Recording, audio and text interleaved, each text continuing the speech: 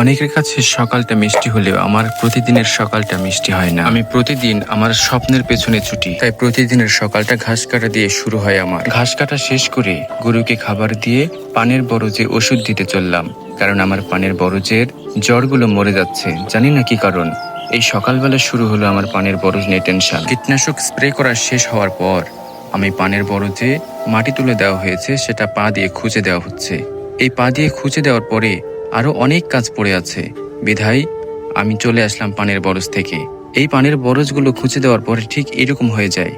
দেখেন, পানের বরগুলো বেঁধে দেওয়ার পর ঠিক এমনটি সুন্দর দেখায়। শুধু সৌন্দর্য দেখলেই হবে না, এর পেছনে রয়েছে হাড় ভাঙা খাটুনি। পানের বর থেকে চলে আসলাম, কারণ গরুদের দানাদার খাবারের সময় হয়ে গেছে। দানাদার খাবার দিচ্ছি একটা একটা করে, একের পর এক এভাবেই চলে দানাদার খাবার দেওয়া। এবার গরুর পাড় চুকে গেল। এখান থেকে চলে গেলাম মরিচের জমিতে। এখানে শ্রমিক লেগেছে নিড়ানি দেওয়ার জন্য।